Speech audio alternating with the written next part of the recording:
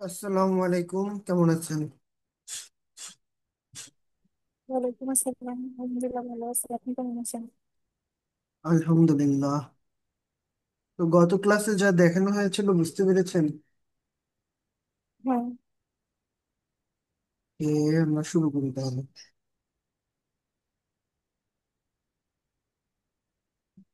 আজকে আর কেউ জয়েন করে নাই। আজকে কি পুরো এই মানে জাভাস্ক্রিপ্ট শেষ হয়ে যাবে? জাভাস্ক্রিপ্ট আপাতত আমাদের যতটুকু দেখানোর কথা ততটুকু শেষ হয়ে যাবে, কিন্তু এই শেষ তো শেষ নয়। জাভাস্ক্রিপ্ট হচ্ছে একটা সমুদ্র, তা আমাদের যতটুকু প্রয়োজন অতটুকু শেষ হয়ে যাবে। ঠিক আছে। আচ্ছা। প্র্যাকটিস করার মতো যদিও অনেক কিছু আছে, এই শেষই শেষ না। আমাদের হচ্ছে আহ, আমরা একটা ভালো সময়, হ্যাঁ, একটা দীর্ঘ সময় এগুলা প্রজেক্ট করে করে উম, ঝালাই করব ব্যাপারগুলোকে। তো যাই হোক, জাভাস্ক্রিপ্টের পরে আমরা কি দেখবো? প্রজেক্ট। এডিটর সম্পর্কে জানবো এবং গিটহাব সম্পর্কে জানবো। এগুলো যখন শেষ হয়ে যাবে তখন হচ্ছে আমরা, আচ্ছা, গিটহাব কোড এডিটর সম্পর্কে বিস্তর রয়ে গেছি না? যদিও এগুলো খুব দ্রুতই শেষ হয়ে যাবে, এটা কোনো ফ্যাক্ট না। দেন গিটহাব সম্পর্কে শিখবো। ঠিক আছে, তারপরেই আমরা প্রজেক্ট করব। এখানে হচ্ছে আমরা ভালো একটা সময় ইনভেস্ট করব প্রজেক্ট করতে। ঠিক আছে। প্রজেক্ট করার আগে আমরা এই গিটহাব এবং ভিএস কোড সম্পর্কে জানবো, যাতে আমরা আমাদের কোড গুলোকে সুন্দরভাবে হ্যান্ডেল করতে পারি, দ্রুত কাজ করতে পারি। আমরা দীর্ঘদিন কোড করেছি, এখন এই ভিএস কোড সম্পর্কে ভালোভাবে জানলে যেটা হবে, এখন অর্গানাইজ ওয়েতে কোড করতে পারবো। অনেক কোড হয়তো বা আমাকে মানে প্রত্যেকটা অংশই টাইপ করতে হবে না। ঠিক আছে। তো যাই হোক, আমরা আজকে কি দেখবো? লোকাল স্টোরেজ তো শেষ হয় নাই। লোকাল স্টোরেজ, না কিছুটা বাকি ছিল। ওকে,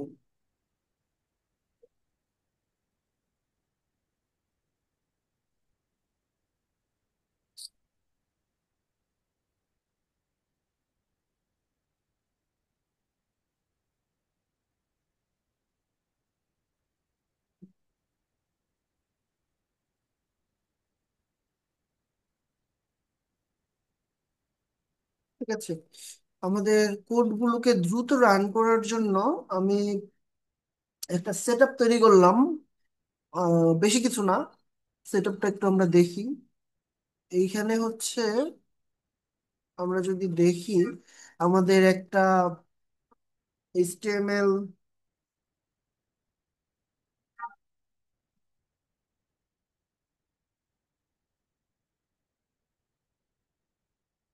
একটা এইচটিএমএল ফাইল আমরা নিয়েছি। সেখানে আমি কিছু এখানে আউটপুট গুলো আমি দেখাবো। সাপোজ এখানে আউটপুট গুলা এইখানে এইভাবে দেখা যাবে। ঠিক আছে।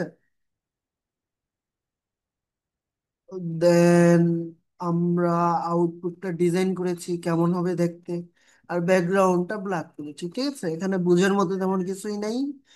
আচ্ছা, তারপরে আমরা আমাদের স্ক্রিপ্টের ভিতরে আমাদের স্ক্রিপ্টের কোড গুলো লিখবো। ঠিক আছে। আমাদের এইচটিএমএল আর কিছু নাই, মানে কোনো কাজ নাই, আমরা সব কিছু এই জাভাস্ক্রিপ্টই করবো, যেহেতু আমরা জাভাস্ক্রিপ্ট শিখতেছি। এখন এখানে কি করেছি, দুইটা ফাংশন নিয়েছি। আমরা গতকালকে শিখেছি সেট আইটেম কিভাবে করতে হয় এবং হচ্ছে গেট আইটেম কিভাবে পেতে হয়, তাই না? তো প্রথমে আমাকে লোকাল স্টোরেজ দিতে হবে, দেন সেট আইটেম নামে যে মেথডটা রয়েছে সেটা লিখতে হবে। এখানে কি এবং ভ্যালু থাকবে, কি ভ্যালু পেয়ারের মাধ্যমে এই সেট আইটেম গুলো সেট করতে হয়। দেন হচ্ছে এটা গেট আইটেম এর ভিতর যে কিটা, এখানে যে কিটা আছে, এই কিটা এখানে দিলেই সেই গেট আইটেম থেকে যেটা আমি সেট করে, মানে সেট আইটেমে যেটা আমি সেট করেছি, সেই কিটা এখানে দিলেই সেই ভ্যালুটা আমরা পেয়ে যাবো এখানে। ঠিক আছে। তো প্রত্যেকবার local storage dot get item, local storage set item কি ভ্যালু, এই অংশটুকু আমি বারবার লিখতে চাচ্ছি না। এই জন্য আমি দুইটা ফাংশন তৈরি করেছি। এই ফাংশনের ভিতরে আমি অ্যাড দিয়ে কি অ্যান্ড ভ্যালু দিতে পারবো, শো দিয়ে জাস্ট কি দিতে পারবো, মানে আমাদের কোডটা একটু সংক্ষিপ্ত হয়ে যাবে। আমি দ্রুত কোডটা লিখতে পারবো, দ্রুত দেখাতে পারবো, এটা হচ্ছে আমাদের টার্গেট। ঠিক আছে। এবং আউটপুটটা কি, আইডিটা ধরেছি আর কিছুই না। এখানে আইডিটা ধরেছি আর কিছুই না। ঠিক আছে। এই যে আউটপুট, এই আইডিটাকে ধরেছি document dot gate element ID দিয়ে। দেন এই আউটপুটটা এই যে শো ফাংশনের ভিতরে রেখেছি, শো ইনার টেক্সট। ঠিক আছে। এখন ইনার টেক্সট না দিয়ে আমরা ইনার এইচটিএমএল ও দিতে পারতাম। যাই হোক, ইনার টেক্সট দিয়েছি। দ্যাট মিনস আমার যে এই যে এখানে আউটপুটটা আমরা দেখতে পাবো, সেটাই ইনার টেক্সট হিসেবে আউটপুটে চলে যাবে। ওকে। এখন আমরা সেই এইখানে আমি ইন্সপেক্ট করি। ইন্সপেক্ট যদি করি, কনসোলে যাই। কনসোলে যাবার পরে আমি এখানে যদি লোকাল স্টোরেজ টাইপ করি, আমি দেখতে পাবো আমাদের লোকাল স্টোরেজে কিচ্ছু নাই, এটা লেন্থ 0। ঠিক আছে। তো এবার আমরা শুরু করি। আমি পুরো সিস্টেমটা আপনাদের দেখালাম। এখন এই সিস্টেম অনুযায়ী আমরা হচ্ছে আমাদের আউটপুট গুলো দেখবো, আমাদের কোডটাকে একটু সিম্পলেস্ট ওয়েতে লেখার চেষ্টা করব। ওকে। আপাতত আমি এইখানে কিছু একটা অ্যাড করি। ঠিক আছে। অ্যাড করি, সাপোজ ইউজার নেম। ওকে। তো ইউজার নেমের ভ্যালু যা আছে তা এখানে দিয়ে দিলাম। আচ্ছা, ইউজার নেমের ভ্যালু এভাবে না দিয়ে, এটা তো মূলত নেম গুলো আমরা এভাবে লিখি, কিন্তু ইউজার নেম সবসময় আমরা কি লিখবো, ইউজার নেম সবসময় আমরা লিখবো হচ্ছে লোয়ার কেসের মধ্যে, অ্যান্ড সেখানে কোনো স্পেস থাকবে না। এইভাবে আমরা সবসময় ইউজার নেম লেখার প্র্যাকটিসটা করব। ওকে। তাহলে আমাদের কোনো ওয়েবসাইটে গিয়ে লগ ইন বা হচ্ছে রেজিস্ট্রেশন করতে গিয়ে আমরা কোনো ধরনের সমস্যায় পড়বো না। যাই হোক, আম, আমরা ওয়েব ডিজাইনার বা ডেভেলপার হিসেবে এই জিনিসটা আমাদের জানা থাকা প্রয়োজন। এবং তাহলে আমরা কম হ্যাসেলের মধ্যে পড়বো। ঠিক আছে। সাপোজ এমন একটা ইউজার নেম আমরা দিলাম। এখন এই যে ইউজার নামটা দিয়েছি, এখানে যদি আমি লোকাল স্টোরেজে এবার দেখি, আমি লোকাল স্টোরেজে এবার দেখতে পাবো। আচ্ছা, আমি এখানে অনেকগুলা ভুল টাইপিং করেছিলাম, এগুলা উঠে গিয়েছিল, কারণ এটা কি অটো লোড হচ্ছে। ঠিক আছে। এখানে যাই আমি লোড করতেছি, সাথে সাথে ও এখানে চলে আসতেছে কমপ্লিট করার আগেই। যাই হোক, এখানে এই যে কমপ্লিট হয়েছে ইউজার নেম, এই ইউজার নেমের ভ্যালুটা হচ্ছে এইটা সেট হয়েছে। ঠিক আছে। যে ইউজার নেম এত, এই ভ্যালুটা সেট হয়েছে। এই ভ্যালুটা আমরা তো সেট করলাম। এখন হচ্ছে এটা যদি শো করতে চাই আমাদের ওয়েব পেজের মধ্যে, জাস্ট লিখতে হবে শো, দেন আমাদের ইউজার নেমটা দিয়ে দিলাম। তাহলে আমরা এখানে দেখতে পাবো ইউজার নেমটা এখানে শো হচ্ছে। ঠিক আছে। আমি এবার একটা নেম, নর্মালি ইউজার নেম না দিয়ে এখানে নেম শো করতে চাচ্ছি। এবং সেইখানে যদি এইভাবে লিখি, আমি যদি এবার এখানে নেমটাকে শো করি, আমরা দেখতে পাবো এখানে নেমটা শো হচ্ছে। ঠিক আছে। তো এইভাবে আমরা হচ্ছে আমাদের লোকাল স্টোরেজে কোনো ডাটা সেট করতে পারি, এবং সেটা এইভাবে গেট আইটেম দিয়ে গেট করতে পারি। ঠিক আছে। এখন কথা হচ্ছে, আমার এখানে তো অনেকগুলো ডাটা চলে আসছে, তাই না? এই যে লোকাল স্টোরেজের ভিতরে আমরা যদি দেখি, অনেক কিছু এখানে চলে এসেছে। এখানে নেম এসেছে, আনডিফাইন এসেছে, ইউজার ইউজার না এসেছে, ইউজার নেম এসেছে, 4টা আইটেম এসেছে। তা আমি চাচ্ছি এই যে আনডিফাইন হিসেবে যেটা এসেছে, এটাকে রিমুভ করে দিতে।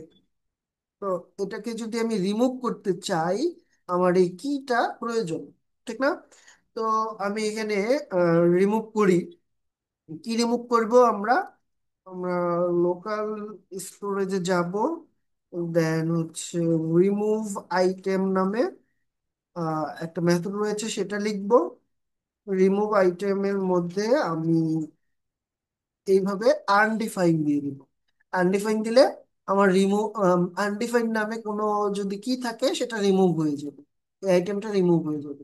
তো আমি দেখি তো এটা রিমুভ হয়েছে কিনা আমার লোকাল স্টোরেজে গিয়ে। আনডিফাইন্ড রিমুভ, আচ্ছা এটা আনডিফাইন্ড রিমুভ হয়নি।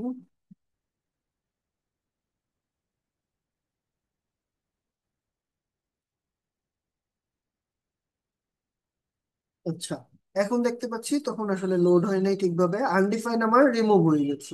এখন এইটাকেও আমি রিমুভ করতে চাই, ঠিক আছে। আহ এইটাকেও যদি আমি রিমুভ করতে চাই, আমি সুন্দরভাবে এখানে লিখে দিব, কারণ কি দেওয়ার সাথে সাথে এটা রিমুভ হয়ে গেছে। আমি যদি আমার লোকাল স্টোরেজ দেখি এবার, আমরা দেখতে পাবো এইখানে আনওয়ান্টেড যেগুলো ছিল সেগুলো আমরা রিমুভ করতে পেরেছি। আচ্ছা, এমন আহ কোনো সিস্টেম আছে কিনা যে এখানে যাই থাকুক না কেন সবকিছু একবারেই রিমুভ করা সম্ভব, এমন কিছু আছে কিনা? হ্যাঁ আছে। সেটা কি? সেটা হচ্ছে, আমি যদি এখানে লোকাল স্টোরেজ ডট দেন ক্লিয়ার মেথডটা ইউজ করি, এখানে যত কিছু থাকবে সব কিছু ক্লিয়ার হয়ে যাবে। এখন এখানে আর এই যে সুজন্মি শো হবে না, আমি যদি এখানে অ্যাড করেছি যেহেতু ক্লিয়ার করার পরে, তাই এটা এরকম ক্লিয়ার হচ্ছে না। আমি এটা সবার শেষে ক্লিয়ার করে দিই, দ্যাট মিনস এবার কিন্তু ক্লিয়ার হয়ে যাবে। তারপর এখানে সুজন মিল কেন দেখাচ্ছে? কারণ আমরা এখানে অ্যাড করলাম দুইটা জিনিস, অ্যাড করার পরে এটা শো করেছি, মানে ক্লিয়ার করার আগে শো করেছি, ঠিক আছে। আমি শোটা আপাতত সবার নিচেই রাখছি, শো সবসময় নিচেই রাখছি, আহ, যার পর কারণে কোনো কনফ্লিক্ট হবে না। এখন এটা শো হচ্ছে না, কারণ কি? কারণ লোকাল স্টোরেজে যা আছে সব ক্লিয়ার করে ফেলেছি, সো এখানে নেম নামে কোনো আইটেমই নাই, আসলে সে শোটা করবে কি? এখানে আমি লোকাল স্টোরেজে আসি, দেখতে পাবো এটার লেন্থ 0, ঠিক আছে। দ্যাট মিনস আমরা শিখলাম হচ্ছে চারটা জিনিস এখান থেকে। আমরা সেট আইটেম করতে পারলাম, আমরা হচ্ছে গেট আইটেম করতে পারলাম, আমরা রিমুভ আইটেম করতে পারলাম, দেন আমরা সেখানে কি ক্লিয়ার করতে পারলাম।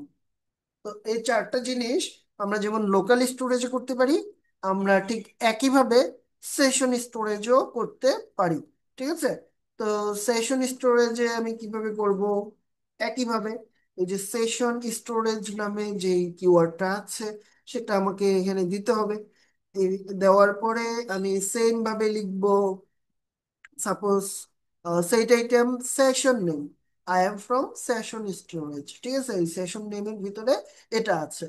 এখন আমি যদি জাস্ট কি করব, আমি এটাকে শো করতে চাচ্ছি আমাদের আচ্ছা এটা আমি আম, আমাদের কি বলে কনসোলের মধ্যে দেখতে চাচ্ছি। তাহলে আমি কি করব, কনসোল লগের ভিতরে লিখবো session storage gate item session name, gate item session name, এই যে সেশন নেম নামে যেটা রয়েছে। তো আমি এখানে দেখতে পাচ্ছি I am from session storage. তো সেম ভাবে লোকাল স্টোরেজে যা যা আমরা করতে পারি সেশন স্টোরেজও ঠিক তাই করতে পারবো। এখানে জাস্ট লিখতে হবে সেশন স্টোরেজ লোকাল স্টোরেজের পরিবর্তে, ঠিক আছে। আমি এখন এটাকে ক্লিয়ার করে ফেলতে চাচ্ছি। তো আমাকে কি করতে হবে? আমাকে লিখতে হবে এখানে সেশন স্টোরেজ ডট ক্লিয়ার মেথডটা আমি অ্যাপ্লাই করে দিলাম। আচ্ছা, ক্লিয়ার মেথড এখানে অ্যাপ্লাই করে দিলাম, ক্লিয়ার মেথড অ্যাপ্লাই করে দিলাম। এখন আমরা এখানে নাল দেখতে পাচ্ছি, কারণ কি আমাদের সেশন স্টোরেজে, দুঃখিত, আমাদের সেশন স্টোরেজের মধ্যে এখন কি কিচ্ছু নাই। এজন্য আমরা এখানে কিছু দেখতে পাচ্ছি না। কেন কিচ্ছু নাই? কারণ আমরা মাত্রই সেটা ক্লিয়ার করে দিয়েছি, ঠিক আছে। এই ছিল লোকাল স্টোরেজ এবং সেশন স্টোরেজ সম্পর্কে। আহ, তো আমরা এখানে কিছু ইউজ কেস দেখবো, কিছু প্র্যাকটিক্যাল উদাহরণ দেখবো কিন্তু।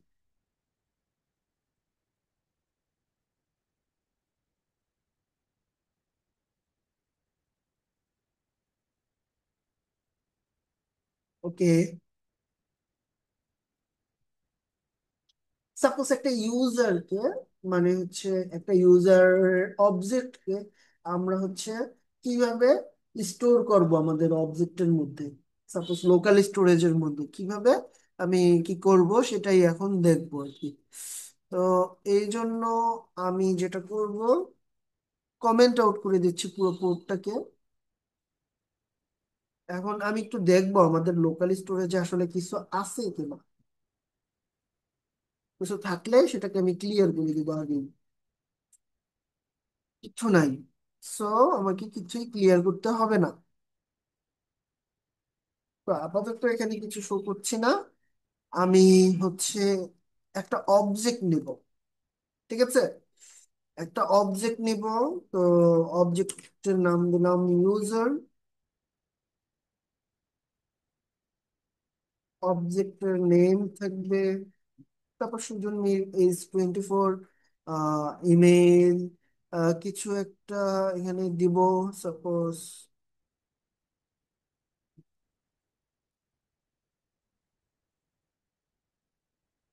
এমন কিছু একটা দিলাম। এটা হচ্ছে আমাদের সাপোজ ইমেল। এখন এই যে এই ইউজার অবজেক্ট আমরা আমরা আছে, মানে এটা হচ্ছে আমি সেট আইটেমের মধ্যে এখন সেট করে রাখতে চাচ্ছি। সেটা এখন আমরা কিভাবে করতে পারি? একই পদ্ধতি, জাস্ট আমাকে এটা যেহেতু একটা অবজেক্ট, এটাকে স্ট্রিংইফাই করে আমরা জাস্ট সেটাকে রাখবো, ঠিক আছে? তো এটা আমরা কিভাবে করতে পারি? আমরা হচ্ছে উম, আমাদের তো অ্যাড নামে একটা ফাংশন আমরা লিখেছি যেখানে কি ভ্যালু পেয়ার আমরা রাখতে পারি। তো সেইখানে আমরা সুন্দরভাবে লিখবো ইউজার, ঠিক আছে? এই ইউজারকে দেন আমরা স্ট্রিংইফাই করে ইউজারের যে ভ্যালুগুলা, সে ভ্যালুগুলা রাখবো। আমরা নেম দিলাম ইউজার, ঠিক আছে? আমরা সাপোজ নেম দিলাম ইউজার 1, ঠিক আছে? এখন এই ইউজার 1কে আমরা রাখবো কোথায়? লোকাল স্টোরেজে। তাই আমরা অ্যাড দিয়েছি, এই অ্যাড ফাংশনের ভিতর যদি আমরা যাই, এখানে লোকাল স্টোরেজ, সেট আইটেম, কি অ্যান্ড ভ্যালু। দ্যাট মিনস আমি কি দিলাম ইউজার 1, এখন ভ্যালুটা দিতে হবে। আমি কি বলেছি? ভ্যালুকে আমাকে জাস্ট স্ট্রিংইফাই করতে হবে, নাথিং এলস। তো আমাকে স্ট্রিংইফাই, জেসনকে স্ট্রিংইফাই কিভাবে করতে পারি? জেসন ডট স্ট্রিংইফাই আমাকে লিখতে হবে। দেন এখানে আমি যাকে রাখতে চাচ্ছি তাকে এখানে দিয়ে দিব, সাপোজ এই যে ইউজার। ওকে, এখন আমি শো করতে চাচ্ছি, এই পুরো ইউজার 1কে আমি শো করব, ঠিক আছে? তো পুরো ইউজার 1কে যদি আমি শো করতে চাই, ইউজার 1 এভাবে দিয়ে দিব, এখানে দেখতে পাবো আমার ইউজার 1 চলে এসেছে। এখন কথা হচ্ছে, উম,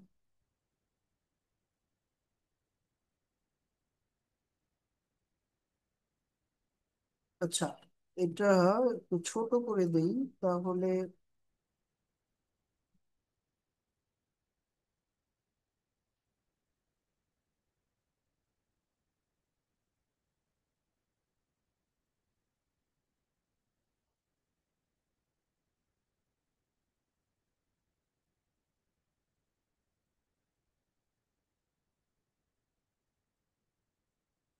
একটু ছোট করে দিই, একটু 28 পিক্সেল থাকুক। এই যে পুরা জেসন ইটাই আমার এখানে চলে এসেছে, ঠিক আছে? আমার পুরা কি বলে জেসন ফাইলটা এখানে চলে এসেছে, মানে অবজেক্টটাকে আমি একটা জেসন হিসেবে স্ট্রিংইফাই করে এনে রেখেছি, একটা স্ট্রিং হিসেবে, ঠিক আছে? এখন আমরা চাইলেই এটাকে যেভাবে শো করতে পারি। তো আমি এইভাবেই সব অবজেক্টকে কি চাইলে এখানে এইভাবে রাখতে পারবো। কিন্তু কথা হচ্ছে, আহ এইখান থেকে প্রত্যেকটা জিনিসকে আমি আবার অবজেক্টের মতো ব্যবহার যদি করতে চাই, তখন কি করতে হবে? সিম্পল, আমাকে পার্স করতে হবে, তাই না? আমাকে কি করতে হবে? পার্স করতে হবে। আমি সাপোজ দিলাম let data is equal to local storage dot get item user 1 দিলাম। এখন এই ইউজার 1কে আমাকে কি করতে হবে? পার্স করতে হবে, যেহেতু এটা হচ্ছে একটা জেসন ডাটা হিসেবে আছে। তো আমি এখানে জেসন ডট পার্স দিব। আচ্ছা, দেন এটা দিয়ে দিলেই আমার ডাটাটা চলে আসছে। এখন যদি আমি কনসোল লগ করি, ডাটাকে, তাহলে আমি এখানে ডাটাগুলো দেখতে পাবো একটা অবজেক্ট আকারে। ঠিক আছে, এখন ডাটা ডট নেম যদি লিখি, আমি হচ্ছে আমার ডাটার নেম এখানে চলে আসছে। আমি যদি লিখি ডাটা ডট ইমেইল, তখন ইমেলটাই আমি এখানে দেখতে পাবো। বুঝে গেল? সো আমরা কিভাবে স্ট্রিংইফাই করে আমাদের লোকাল স্টোরেজের মধ্যে বিভিন্ন অবজেক্ট রাখতে পারি সেটা দেখে নিলাম। সো এটার ইউজ কেস অনেক রয়েছে, যেমন লোকাল স্টোরেজ এবং কিসের কিছু ইউজ কেস আমি যদি এখানে দেখাই।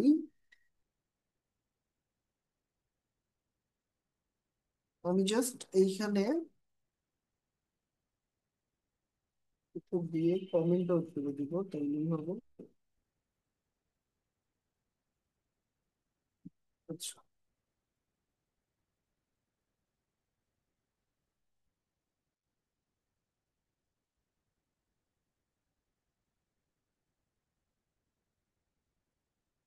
এখন যদি আমি কিছু ইউজ কেস দেখি, এখানে দেখতে পাচ্ছি লোকাল স্টোরেজ কি কি কাজে মূলত আমরা ইউজ করে থাকি। সেটা হচ্ছে আমাদের ইউজারের যে প্রিফারেন্স গুলো থাকে, যেমন থিমটা লাইট হবে নাকি ডার্ক হবে, ইউজারের যে প্রিফারেন্স, সেটা আমরা লোকাল স্টোরেজে ইউজ করে থাকি মূলত। তারপরে হচ্ছে লগ ইনের যে টোকেন গুলো, হ্যাঁ, দেখা গেছে অনেক ওয়েবসাইটে আমরা যখন লগ ইন একবার করি, পরে আবার যখন সেখানে যাই, যে লগ ইন করতে যাই, আমাকে নতুন করে লগ ইন ইনফরমেশন দিতে হয় না। অনেক ওয়েবসাইট এরকম আমরা দেখতে পাই। যেমন হচ্ছে আমরা যদি এখন ইসে যাই, facebook.com-এ যাই, দেখা গেছে লগ ইন করা অবস্থায় যদি থাকে এটা আমাকে নতুন করে লগ ইন করতে হচ্ছে না। তো এই যে লগ ইন টোকেনটা রিমেম্বার করছে কে? লোকাল স্টোরেজ রিমেম্বার করে রাখছে। মানে এই সিস্টেমে ওইখানে থাকবে এমন কোনো কথা নাই। ব্যাপারটা এমন না যে শুধু এই সিস্টেমটার মধ্যেই, মানে কি বলে, আহ, সব সিস্টেমে যেখানে আমরা দেখবো যে লগ ইন করার প্রয়োজন নাই সেটা লোকাল স্টোরেজেই থাকতে হবে এমন কোনো কথা নেই। কিন্তু লোকাল স্টোরেজ এই কাজেও ব্যবহার অনেকে করে থাকেন, বা এটার একটা কমন ইউজ কেস বলা চলে। ঠিক আছে, সেটাই এখানে জাস্ট তুলে ধরা হয়েছে। তো স্টোর অফলাইন ডাটা, তো অফলাইন ডাটাকে আমরা এখানে স্টোর করে রাখতে পারছি। আচ্ছা, তো সেশন স্টোরেজ, কি কি কাজে ইউজ হয়? Temporary from data. ঠিক আছে, মানে ফর্মের যে ডাটাগুলো আছে, সাপোজ আমরা একটা ফর্ম ফিল আপ করবো, এই ফর্মের যে ডাটাগুলো আছে, এটা এই সেশন স্টোরেজে টেম্পোরারি এই ডাটাগুলো সেভ করে রাখা হয়। ঠিক আছে, কিন্তু ট্যাবটা কেটে দিলে ডাটাগুলোও মুছে যায়। এ হচ্ছে বিষয়। আর শপিং কার্টের বিষয়টা যেটা আমি গতকালকেও বলেছিলাম, আর মাল্টি স্টেপ ফর্ম প্রসেসের ক্ষেত্রেও এটা ব্যবহার করা হয়। সাপোজ একটা ফর্ম, যে যেটার এইখানে মানে একটা পেজের মধ্যেই সব থাকে না, আমাকে হচ্ছে মাল্টি স্টেপে ফর্মটা ফিল আপ করতে হয়। ঠিক আছে, সাপোজ নেম, আচ্ছা, মাল্টি স্টেপ ফর্ম ফিল আপের ব্যাপারটা তো আপনারা জানেন, জানেন না? মানে কিছু ইনফরমেশন দিয়ে নেক্সটে ক্লিক করলাম। আমরা যখন বিভিন্ন ধরনের ফর্ম ফিল আপ বা রেজিস্ট্রেশন করতে যাই, আহ, সেখানেও কিন্তু এই ধরনের মাল্টি স্টেপ ফর্ম ফিল আপের যেই ব্যাপারটা, এটা আমরা দেখতে পারি। ঠিক আছে, তো এই মাল্টি স্টেপ ফর্মের যে ডেটাগুলো, আমরা সাপোজ নেক্সটে ক্লিক করলাম, নেক্সটে ক্লিক করার পরে সম্পূর্ণ নতুন একটা ইন্টারফেস চলে আসে। আমরা আগে যেগুলো ফর্মগুলো ফিল আপ করেছি, ঠিক আছে, নেম টেম হাবি জাবি দিয়ে ফর্ম ফিল আপ করে নেক্সটে ক্লিক করেছি, তো এগুলা কিন্তু আমাদের নতুন ইন্টারফেসে আমরা দেখতে পাই না। কিন্তু এটা সেভ করে রাখার প্রয়োজন হয় তখন, যেহেতু ইন্টারফেস থেকে এটা চলে গেছে। তো এটা সেভ করে কোথায় রাখা হয়? এই সেশন স্টোরেজে রাখা হয়। আমরা যখন কোড করব এই ধরনের ব্যবহারগুলো আমরা করব। কিছু ডাটা আমরা লোকাল স্টোরেজে সেভ রাখবো, কিছু ডাটা আমরা সেশন স্টোরেজে সেভ রাখবো। আচ্ছা, আমরা সাহাল একাডেমিতে যাই একটু। ওকে, এখানে আমি সাপোজ ইউটিলিটিতে গিয়ে এই যে জিকির নামে যেই একটা টুলস রয়েছে এখানে ক্লিক করলাম সাপোজ। ক্লিক করার পরে আমি সাপোজ জিকির করতেছি, ঠিক আছে? এই যে সুবহান আল্লাহতে ক্লিক করলাম। ক্লিক করার পরে আমি এই সিস্টেমটা করা হয়েছে হচ্ছে এইখানে হয় ক্লিক করলে কাজ করবে, নতুবা হচ্ছে আমার যে কি বলে এটাকে, স্পেস বার রয়েছে, স্পেস বাটন রয়েছে, সেখানে ক্লিক করলেও এই জিকিরটা কাউন্ট হবে। দেখি, সুবহানাল্লাহ সুবহানাল্লাহ সুবহানাল্লাহ, এটা করলাম। তারপরে হচ্ছে এই যে এখানে আবার ক্লিক করলেও কাজ করবে, আল্লাহ আল্লাহ আল্লাহ। এটা এবার কেটে দিই, হ্যাঁ, আমার ট্যাবটাও কেটে দিলাম, সব কেটে দিলাম। এবার হচ্ছে আমি আবার সাহাল একাডেমিতে যাই, ইউটিলিটিতে যাই। এখন আমি হচ্ছে আবার জিকিরে আসি। আমি দেখতে পাচ্ছি এখানে আমার জিকিরগুলো মুছে যায় নাই, আছে, ঠিক আছে? তো এটা কোথায় রাখা হয়েছে? আমি এটার জন্য কোনো সার্ভার ইউজ করি নাই। যেহেতু এটার জন্য কোনো সার্ভার ইউজ করি নাই, মানে অনলাইন সার্ভার ইউজ করি নাই, সো এটা অনলাইনে কোথাও জমা নেই, ঠিক আছে? এটা জমা রয়েছে ব্রাউজারে, আপনার ব্রাউজারে। সাপোজ আপনি যদি এই ইউআরএল এ যান, আপনি দেখতে পাবেন এখানে কিছুই সেভ করা নাই, কারণ আপনি তো এখানে কিছু কাউন্ট করেন নাই, আপনার ব্রাউজারে কিছু সেভ নাই। কিন্তু আমার ব্রাউজারে আমি যেহেতু এটা কাউন্ট করেছি মাত্রই, সুতরাং আমি আমার ব্রাউজারে এটা দেখতে পাচ্ছি যে এটা মুছে যায় নাই, ঠিক আছে? আমার ব্রাউজারের সব ডেটা যদি আমি ডিলিট করে দেই তখন এটা আবার চলে যাবে। সব ডেটা আমি ডিলিট করে দিলাম, রিলোড করি, এবার জিকিরে যাই, দেখতে পাচ্ছি এটা চলে গেছে, ঠিক আছে? এই হচ্ছে বিষয়। মানে আহ, এটা শুধু আপনার অফলাইনে আপনার ব্রাউজারে জমা থাকবে, এটা অনলাইনে কোথাও জমা থাকবে না। এই ধরনের আহ, ব্যাপারগুলো যেহেতু আপনি জিকির করবেন, আপনি হচ্ছে কাউন্ট করে এগুলা রাখবেন, এটা আমার জানার বা কোথাও সেভ রাখার আমার প্রয়োজন নেই। এটা প্রয়োজন আপনার সেভ রাখা, তাই না? এজন্য এই সব কাজের জন্য আমরা কিন্তু চাইলে লোকাল স্টোরেজ ইউজ করতে পারি। কিন্তু যদিও আমি এখানে লোকাল স্টোরেজও ইউজ করি নাই, আমি এখানে লোকাল সার্ভার ইউজ করেছি। মানে অনলাইন সার্ভার না, এটা পুরোপুরি লোকাল সার্ভার, যেটাকে আমরা আইডিপি হিসেবে চিনি। যেটা একটু জটিল, আমরা ব্যাকএন্ডের কাজ যদি শিখতে আগ্রহী হই তখন দেখে যাবে এই লোকাল সার্ভার নিয়ে শেখা যেতে পারে। কিন্তু এই জটিল প্রক্রিয়ায় এখনই আপনাদের যাওয়ার কোনো প্রয়োজন নাই, ঠিক আছে? তো কিন্তু লোকাল সার্ভারে, এই লোকাল সার্ভারও ডাটাগুলো কোথায় জমা রাখে? এই লোকাল সার্ভারও ডাটাগুলো ব্রাউজারে জমা রাখে, কোনো অনলাইন সার্ভারে জমা রাখে না। মানে হচ্ছে আমি যদি এই যে এইখানে যাই, এখানে কি দেখতে পাচ্ছি আমি? এটা কিন্তু, আচ্ছা, এটা কিন্তু মানে আমার কম্পিউটারে সেভ থাকা একটা ফোল্ডার, ভিন্ন আর কিছুই না। এই যে এই ফোল্ডার, আমি যদি এখান থেকে কিছু কেটে দিই এখান থেকেও এগুলো চলে যাবে, ঠিক আছে? তো কম্পিউটারে সেভ থাকা আহ, কিছু জিনিসপত্র এখানে আছে।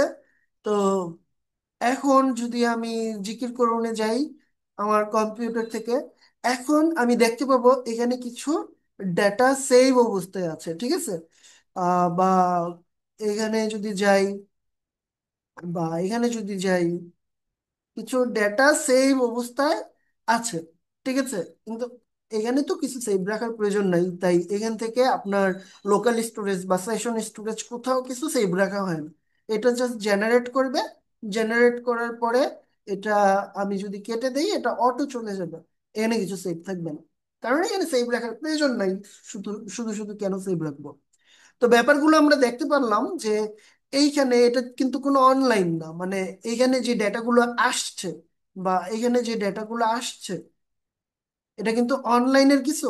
আমি আমার ফোল্ডারের, এই যে এই ফোল্ডারের সাপোজ এই যে index.html, এটা ওপেন করলাম, এটা ওপেন করে জিকিরে গেলাম, দেখলাম এই ডেটাগুলো সেভ আছে। দ্যাট মিন্স বুঝতে পারলাম আমি এখানে অনলাইন সার্ভারে কিছু জমা রাখি নাই পুরোপুরি, যদিও এটা একটা লোকাল সার্ভার, কিন্তু এই ডেটাগুলো জমা থাকে কোথায়? এই ডেটাগুলো জমা থাকে হচ্ছে আমার ব্রাউজার। আমি ব্রাউজার থেকে যদি আমার ডেটাগুলো রিমুভ করে দিই, এগুলো রিমুভ হয়ে যাবে। ঠিক আছে? এই জন্যই এই ডেটাগুলো যাতে আমি সংরক্ষণ করতে পারি, আমি এক্সপোর্ট ইম্পোর্টের সিস্টেমটা এখানে রেখেছি, যাতে ডেটাগুলো না হারিয়ে যায়। ঠিক আছে? এই হচ্ছে বিষয়। যাই হোক, আমি আশা করি রিয়েল কেস কিছু এক্সাম্পলও আপনাদের দেখানো গেছে যে আমরা শুধু লোকাল স্টোরেজ, এই যে এই কাজগুলো, যে কাজগুলো আমি করেছি, এই কাজগুলো যদিও আমি ডেটাবেজের মাধ্যমে করেছি, কিন্তু এই সবগুলো কাজ আমরা লোকাল স্টোরেজে ডেটাগুলো সেভ রেখে রেখেও করতে পারবো। কোনো সমস্যা হবে না। ঠিক আছে? দ্যাট মিনস আমরা বুঝতে পারলাম আমরা লোকাল স্টোরেজ ইউজ করে কি চমৎকার জিনিস তৈরি করতে পারি, যেটা আমাকে ফিল দিবে যে আমি সার্ভার ইউজ করতেছি। আসলে আমি সার্ভার ইউজ করতেছি না, আমি লোকাল স্টোরেজ ইউজ করেই এই কাজগুলো করতে পারছি। ওকে। আচ্ছা, এই জিনিসগুলো হচ্ছে আপনারা নিজেরা তৈরি করার চেষ্টা করবেন। এই যে এখানে ক্লিক করছি, এটা ফুল স্ক্রিন হয়ে যাচ্ছে, আবার ক্লিক করছি, এরকম হয়ে যাচ্ছে। দেন কি বলে, এই যে এই জিনিসগুলা এখান থেকে যা, যে তথ্যগুলা আছে, এটা কিন্তু আমি বাই ডিফল্ট কোথাও থেকে নিয়ে এসেছি। এই যে নিয়ে এসেছি, এটা হচ্ছে এপিআই কলের মাধ্যমে। ঠিক আছে? তো আমরা এখন এপিআই কল সম্পর্কিত বিষয়গুলো জানবো। ওকে।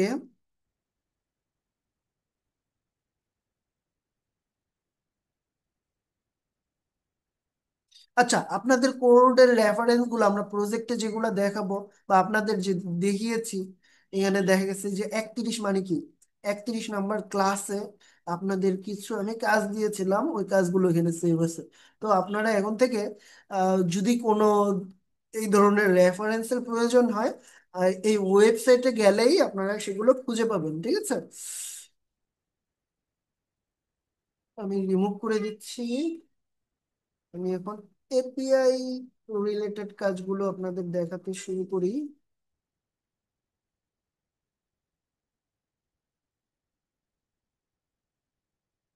ওকে। আশা করি অনেক কিছুই এখন ক্লিয়ার, এবং এখন আপনাদের মধ্যে একটা আগ্রহ তৈরি হয়েছে যে এই চমৎকার জিনিসগুলো তাহলে আমরাও তৈরি করতে পারবো। কারণ অলরেডি আমরা এই সব কিছুই শিখে ফেলেছি, তাই না? কারণ প্রজেক্ট করতে গেলে কিছু জিনিস হয়তো বা আমি নিজে করে আপনাদের দেখাবো। এতে হচ্ছে আপনাদের আরো হেল্প হবে, আপনারা চিন্তা শক্তি আর একটু বৃদ্ধি পাবে যে আপনারা নিজেরাই জিনিসগুলো কিভাবে তৈরি করতে পারেন। আচ্ছা। ওকে। এখন ক্লাসে কতক্ষণ সময় বাকি আছে? 7 মিনিট আছে। দ্যাট মিনস আমরা আলোচনা শুরু করতে পারি।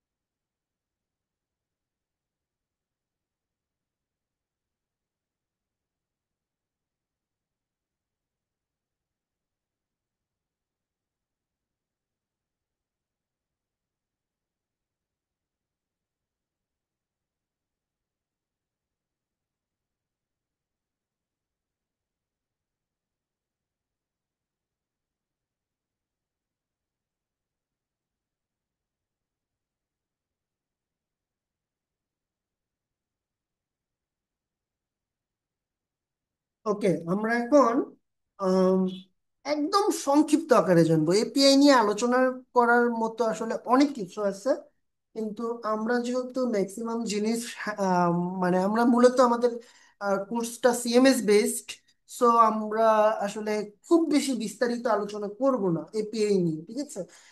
এপিআই নিয়ে আপনারা যদি মানে জাস্ট কোডিং করে, ফ্রন্ট এন্ডে কাস্টম কোডিং করে বিভিন্ন প্রজেক্ট করতে চান, তখন দেখে যাবে এপিআই নিয়ে কাজ করার প্রয়োজন হতে পারে। তাই বেসিকটা আমি ধরিয়ে দিচ্ছি, বিস্তারিত আপনারা বিভিন্ন ভিডিও দেখে আপনাদের রেফারেন্স দিয়ে দিব চাইলে। তো সেই রেফারেন্স গুলো দেখে আপনারা ইজিলি এপিআই নিয়ে আরো বিস্তারিত জানতে পারবেন, কোনো সমস্যা নাই। কিন্তু আমি জাস্ট ধরিয়ে দিচ্ছি আপনাদের যে এপিআই দিয়ে এই কাজগুলো আমরা এখন এইভাবে করতে পারি। ওকে। তো আমি নতুন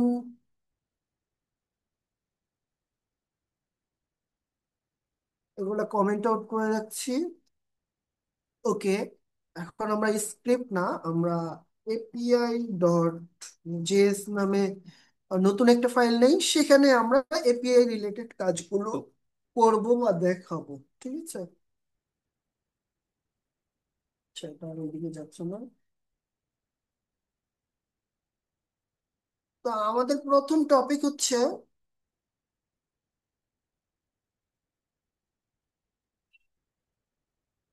প্রথম টপিক হচ্ছে মেকিং এ এপিআই রিকোয়েস্ট। মানে হচ্ছে আমরা একটা এপিআই রিকোয়েস্ট করব, রিকোয়েস্ট করার পরে মানে আমরা ডাটা চাইবো।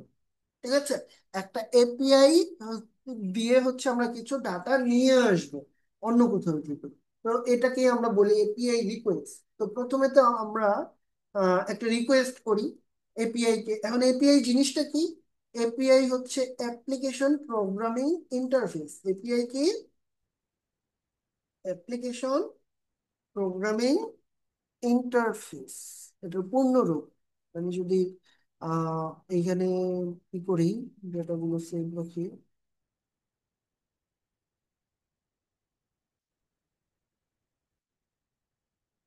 এপিআই এর ফুল ফর্ম হচ্ছে অ্যাপ্লিকেশন প্রোগ্রামিং ইন্টারফেস। ঠিক আছে, ওকে।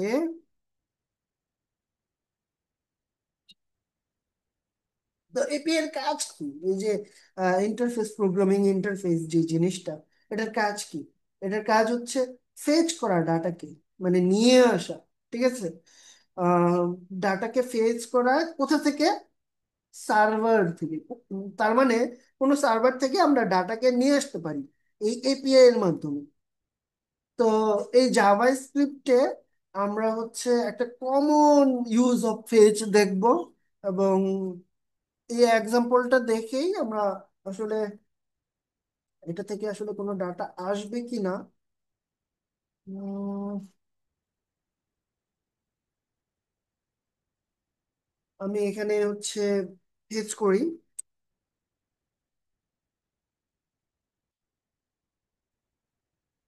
দেখি।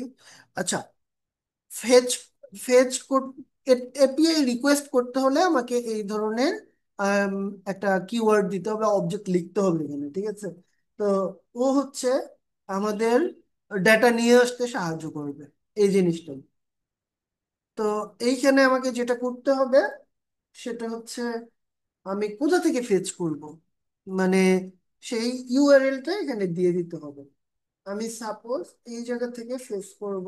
এখন এখান থেকে আসলে ফেচ করা যাবে কিনা এই ইউআরএলটা থেকে আমি টেস্ট করে দেখি নাই, তো আপনাদের দেখাতে দেখাতেই দেখি। এখানে যদি ফেচ এই জিনিসটা থেকে কিছু ফেচ না হয়, প্রয়োজনে আমরা নতুন কোনো একটা ইউআরএল ইউজ করব অনলাইন থেকে। যাই হোক, আমি এইখানে প্রথমে এটা এইভাবে দিব ফেচ, দেন আমি এখানে লিখবো ডট দেন।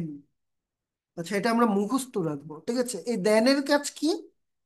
দেনের কাজ হচ্ছে আহ, এই যে যে ইউআরএলটা থেকে আমরা ফেস করতে চাচ্ছি, মানে কিছু ডাটা নিয়ে আসতে চাচ্ছি, রিকোয়েস্ট করতেছি, তো এইখান থেকে একটা রেসপন্স আসবে। এই রেসপন্সটাকেই এখানে লিখবো রেসপন্স। ঠিক আছে, তো এই রেসপন্সটা আমাদের এইখানে আছে। এটা একটা কলব্যাক ফাংশন, এখানে যেটা লিখতেছি এটা একটা কলব্যাক ফাংশন। ঠিক আছে, তো কলব্যাক ফাংশনে রেসপন্স নামে কিছু একটা আছে। ওই রেসপন্সকে আমি এইভাবে অ্যারো ফাংশনের ভিতরে রেসপন্স ডট জেসন, এভাবে মানে হচ্ছে জেসন আকারে আমার রেসপন্সটাকে কনভার্ট করে নিলাম আর কি। ঠিক আছে, এটা কি হলো তাহলে? এটা একটা কলব্যাক ফাংশন হইলো। বুঝতে পারছি, এটা বুঝেই যাচ্ছে না এটা একটা অ্যারো ফাংশন এবং সিঙ্গেল লাইনে লিখছি।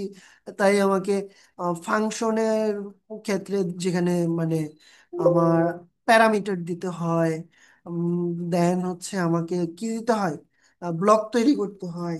এই জিনিসগুলো এখানে কিন্তু আমরা দেখতে পাচ্ছি না। কারণ কি?